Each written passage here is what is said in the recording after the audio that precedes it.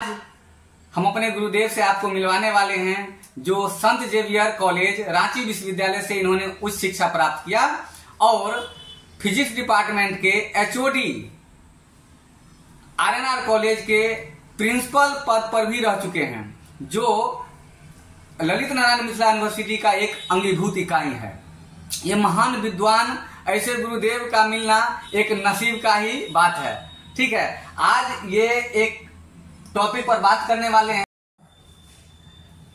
अभी हम लोग Newton first law of motion, Newton के गति का नियम बहुत उपयोगी है, इसका तीनों भाग। लेकिन अब हम अभी तत्काल तो फर्स्ट लॉ पर विचार करें। फर्स्ट लॉ का कहना है, प्रथम नियम का कहना है कि प्रत्येक वस्तु विरामावस्था में या समरूप वेग से एक सरल रेखा पर तब तक गतिशील रहती है जब तक उस पर बाहरी बल नहीं लगता है। तो इस नियम के तीन खंड हो गए। जो पहला खंड विराम जड़ता की बात कर रहा है कि जो वस्तु विराम में है वो विराम में ही रहना चाहती है, और दूसरा खंड गतिज जड़ता की बात कर रहा है कि जो वस्तु गतिशील है वो गतिशील ही रहना चाहती है, और तीसरा खंड बल को परिभाषित कर रहा है, जो इस दोनों प्रकार की जो जड़ता है उसको भंग करने के लिए, जड़ता को भंग करने के लिए बल की जाता है, बल परिभाषित हो रहा है। तो ये तीन खंड हुए। न्यूटन साहब ने इसका उपयोग वस्तु शब्द का उपयोग किया है, लेकिन वो कुछ विकल्पों के साथ यह मनुष्य के चिंतन पर भी लागू होता है। जैसे विराम जड़ता, मानसिक विराम जड़ता। मानसिक विराम जड़ता में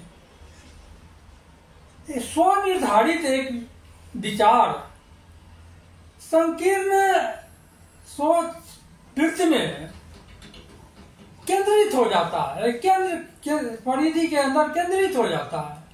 वह मस्तिष्क बाउंड्री के बाहर, के परिधि के बाहर जा ही नहीं पाता है, और उसको इस जड़ता से अलग होने में ग्लानि का अनुभव होता है। वह इससे अलग होना अब प्रतिष्ठा का विषय बना लेता है। वो चाहे आज का आतंकी हो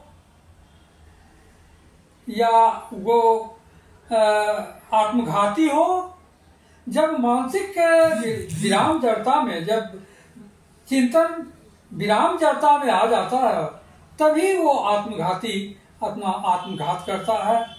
इसमें वो चाहे रावण हो या दुर्योधन हो, ये जब उनकी मानसिक जड़ता विराम जड़ता में आ गई, तो अब वो उस जड़ता से बाहर चाहे कितना भी बल लगावे, नाना बल लगाए, मंदोदरी ने बल लगाया, जाकर बल बुद्धि निधान बजरंगबली ने बल लगाया, फिर अंत में जाकर अंगद ने बल लगाया, लेकिन रावण के मस्तिष्क की जड़ता, विराम जड़ता जो है से भंग नहीं हुई। और दूसरी ओर भगवान राम के भार्या का अपहरण हो चुका है, व्यथित है, लेकिन जटायु के समुचित संस्कार,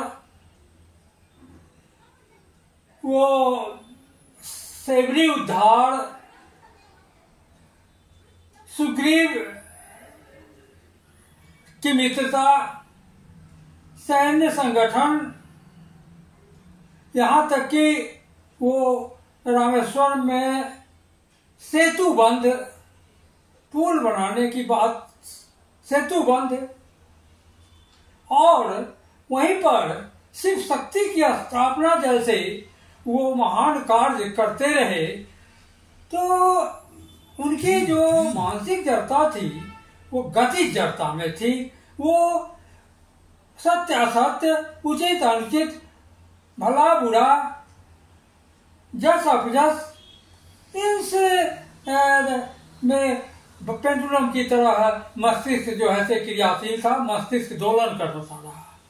तो जिस गतिज जड़ता में मस्तिष्क दोलन की स्थिति में रहता है, और यह सामान्य बल से भी ये जड़ता भंग हो जाती है, और इस जड़ता से बाहर निकलने में मनुष्य को प्रसन्नता का अनुभव होता है, संतोष का अनुभव होता है, प्रसन्नता का अनुभव होता है। जबकि विराम जड़ता में, जड़ता से बाहर आने के लिए वो अपमान अनुभव होता है, और यहाँ गतिज जड़ता में वो प्रसन्नता अनुभव होती है। तो ये गतिज जड़ता जो है वह सामान्य बल से भी भंग हो जाती है। परिस्थिति बदली, जड़ता भंग हो गई। तो यही रही बात न्यूटन के फर्स्ट लॉ की, कि ये मानसिक परत पर, हमारे मानसिक स्थिति पर भी ये लागू होता है।